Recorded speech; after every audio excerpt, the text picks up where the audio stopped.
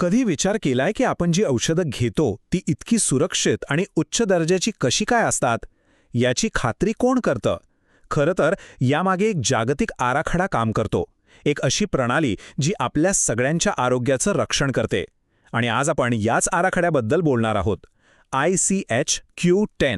हा प्रश्न अगदी साधा वाटतो नाही का, की आपली औषधं सुरक्षित आहेत हे कसं कळतं? पण याचं उत्तर ते खूप महत्त्वाचं आहे. कारण औषधांचा सुरक्षेचा प्रश्न थेट आपल्या आरोग्याशी, आपल्या जीवाशी जोडलेला आहे. मग ही खात्री येते कुठून आणि ही प्रणाली इतकी महत्त्वाची का मानली जाते? एक गोष्ट लक्षात घ्यायला हवी. औषधांमधली अचूकता आणि सुरक्षितता ही काही योगायोगाने येत नाही. ती एका अतिशय सुनियोजित, विचारपूर्वक बनवलेल्या रचनेचा परिणाम आहे. म्हणजे प्रत्येक छोट्या छोट्या गोष्टीवर लक्ष ठेवलं जातं, प्रत्येक टप्प्यावर गुणवत्ता जपली जाते आणि म्हणूनच आपल्या हातात एक सुरक्षित औषध येतं. चला तर मग हा विषय आपण टप्प्याटप्प्याने समजून घेऊया. सगळ्यात आधी पाहूया की सुरक्षित औषधांचं वचन म्हणजे काय. मग येऊया ICH-Q10 कडे. हा जागतिक आराखडा नेमका आहे तरी काय? त्यानंतर उत्पादनाच्या संपूर्ण जीवनचक्रात गुणवत्ता कशी जपली जाते, त्याची 3 मुख्य उद्दिष्टे कोणती आहेत, ही प्रणाली प्रत्यक्षात काम कशी करते आणि सर्वात शेवटी या सगळ्याचा रुग्णांच्या सुरक्षेवर काय परिणाम होतो, हे सगळं आपण पाहणार आहोत. तर सुरुवात करूया आपल्या पहिल्या भागापासून. सुरक्षित औषधांचं वचन. औषध निर्माण क्षेत्रात एक मजबूत गुणवत्ता प्रणाली असणं इतकं गरजेचं का आहे, हेच आपण इथे समजून घेणार आहोत.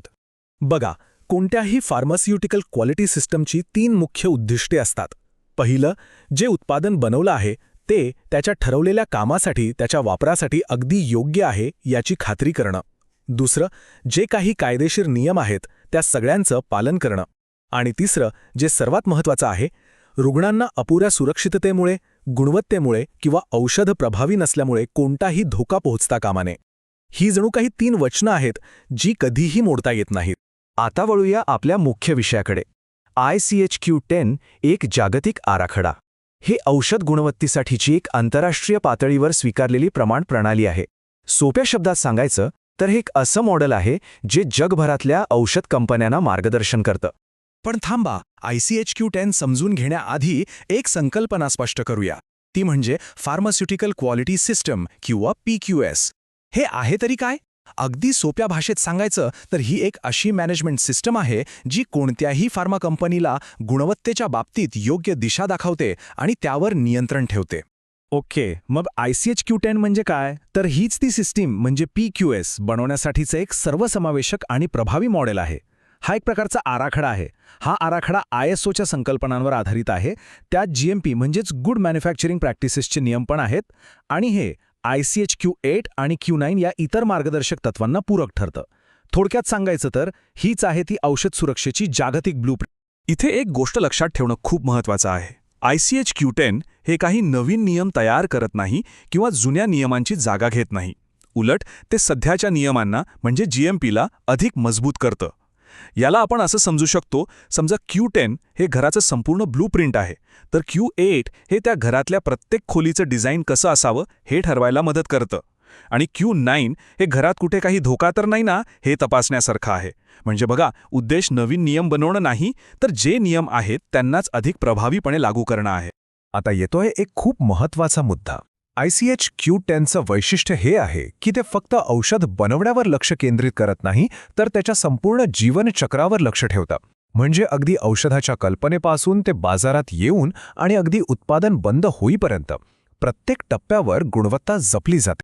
हे जे जीवनचक्र आहे ना, ते साधारणपणे 4 मुख्य टप्प्यांमध्ये विभागलेलं आहे. पहिला टप्पा फार्मास्युटिकल डेव्हलपमेंट. इथे औषधाची आणि ते बनवण्याच्या प्रक्रियेची रचना केली जाते. मग येतो दुसरा टप्पा टेक्नॉलॉजी ट्रान्सफर. म्हणजे जे काही ज्ञान डेव्हलपमेंटमध्ये मिळालंय ते उत्पादन करणाऱ्या टीमकडे सुपूर्द केलं जातं.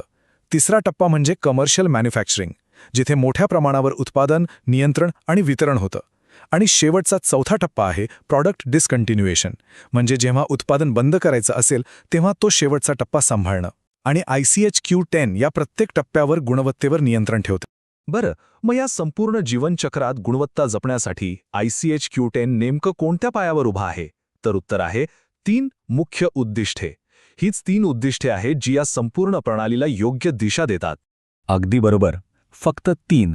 ही 3 मुख्य उद्दिष्टे संपूर्ण प्रणालीला चालना देतात. खरं तर हाच या प्रणालीचा गाभा आहे.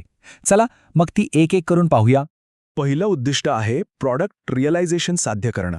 याचा सोपा अर्थ काय? तर एक अशी सिस्टीम बनवणं आणि ती टिकवून ठेवणं जी रुग्णांच्या, डॉक्टरांच्या आणि सरकारी नियमांच्या गरजा पूर्ण करणारं दर्जेदार उत्पादन सातत्याने बनवत राहील. दुसरं उद्दिष्ट आहे नियंत्रणाची स्थिती स्थापित करणं आणि ती टिकवून ठेवणं. म्हणजे काय? तर उत्पादन प्रक्रिया आणि औषधाची गुणवत्ता यावर सतत प्रभावीपणे देखरेख ठेवणं. याने काय होतं तर सगळी प्रक्रिया स्थिर आणि नियंत्रणात आहे याची खात्री राहते, काही गडबड होत नाही. आणि तिसरं उद्दिष्ट जे खूप महत्त्वाचं आहे ते म्हणजे सतत सुधारणांना चालना देणं. म्हणजे फक्त आहे ती सिस्टीम चालवत राहायची नाही, तर उत्पादन, प्रक्रिया आणि अगदी या क्वालिटी सिस्टीममध्ये सुद्धा आणखी काय चांगलं करता येईल याची संधी शोधायची आणि त्या सुधारणा अंमलात आणायच्या. कारण गुणवत्ता ही एक स्थिर गोष्ट नाहीये, ती एक सतत चालणारी प्रक्रिया आहे. ठीक आहे, ही 3 उद्दिष्टे तर समजली, पण ती साध्य कशी करायची? यासाठी या प्रणालीमध्ये काही खास एनेबलर्स आणि एलिमेंट्स वापरले जातात. सोप्या भाषेत सांगायचं तर काही खास साधने आणि घटक. चला पाहूया ते काय आहेत. या प्रणालीला 2 शक्तिशाली घटक चालवतात, जणू काही 2 इंजिन. पहिला आहे नॉलेज मॅनेजमेंट म्हणजेच ज्ञान व्यवस्थापन. यात उत्पादनाबद्दलची आणि प्रक्रियेबद्दलची सगळी माहिती योग्य प्रकारे मिळवली जाते, साठवली जाते आणि वापरली जाते. आणि दुसरा घटक आहे क्वालिटी रिस्क मॅनेजमेंट म्हणजे गुणवत्ता जोखीम व्यवस्थापन. यात काय केलं जातं तर गुणवत्तेला कुठे धोका पोहोचू शकतो हे आधीच ओळखलं जातं आणि त्याला नियंत्रित केलं जातं. आता या प्रणालीचे 4 मुख्य स्तंभ बघूया. हे 4 घटक उत्पादनाच्या संपूर्ण जीवनचक्रात वापरले जातात. पहिला, प्रक्रिया आणि उत्पादनाच्या गुणवत्तेवर सतत देखरेख ठेवणारी प्रणाली. दुसरा, कॅपा सिस्टम म्हणजे करेक्टिव्ह ॲक्शन आणि प्रिव्हेंटिव्ह ॲक्शन. सोप्या भाषेत चुका सुधारणं आणि त्या पुन्हा होऊ नयेत यासाठी उपाययोजना करणं. तिसरा, चेंज मॅनेजमेंट सिस्टम म्हणजे कोणताही बदल करायचा असेल तर तो पद्धतशीरपणे करणं. आणि चौथा, मॅनेजमेंट रिव्ह्यू म्हणजे वरिष्ठ व्यवस्थापनाकडून वेळोवेळी या सगळ्याचा आढावा घेतला जातो. आणि आता येऊया शेवटच्या पण सर्वात महत्त्वाच्या भागाकडे, उत्तम प्रणाली, सुरक्षित रुग्ण. ह्या सगळ्या तांत्रिक आराखड्याचा आपल्यासारख्या सामान्य माणसांसाठी, रुग्णांसाठी नेमका काय फायदा आहे, याचा आपल्या आयुष्यावर काय परिणाम होतो ते पाहूया. जेव्हा एखादी कंपनी अशी मजबूत क्वालिटी सिस्टीम लागू करते तेव्हा काय होतं? 1. औषधांचा तुटवडा कमी व्हायला मदत होते. 2. नवीन तंत्रज्ञान आणि नवनवीन कल्पनांना प्रोत्साहन मिळतं. 3. कंपन्यांना वेळेवर आणि योग्य निर्णय घेता येतात. आणि सगळ्यात महत्त्वाचं, सर्व रुग्णांना उच्च गुणवत्तेची, प्रभावी आणि सुरक्षित औषधं मिळतील याची खात्री करता येते. या संपूर्ण मार्गदर्शक तत्वांमध्ये एका गोष्टीवर खूप जास्त भर दिला आहे आणि हे अधिकृत वाक्यच त्याचं महत्त्व सांगतं. गुणवत्तेची उद्दिष्टे साध्य करण्यासाठी एक प्रभावी फार्मास्युटिकल गुणवत्ता प्रणाली कार्यरत आहे याची खात्री करण्याची अंतिम जबाबदारी ही वरिष्ठ व्यवस्थापनाची आहे. याचाच अर्थ जोपर्यंत कंपनीचं नेतृत्व वचनबद्ध नाही तोपर्यंत कोणतीही क्वालिटी सिस्टम यशस्वी होऊच शकत नाही. चला, जाता जाता एका प्रश्नावर विचार करूया. जेव्हा गुणवत्ता ही केवळ शेवटी केली जाणारी तपासणी राहत नाही, तर ती औषध बनवण्याच्या रचनेचीच पहिली पायरी बनते, तेव्हा काय घडतं?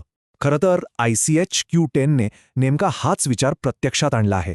गुणवत्तेला उत्पादनाच्या DNA मध्येच समाविष्ट केला आहे. आणि यामुळेच आज आपल्याला अधिक सुरक्षित आणि अधिक प्रभावी औषधं मिळतात.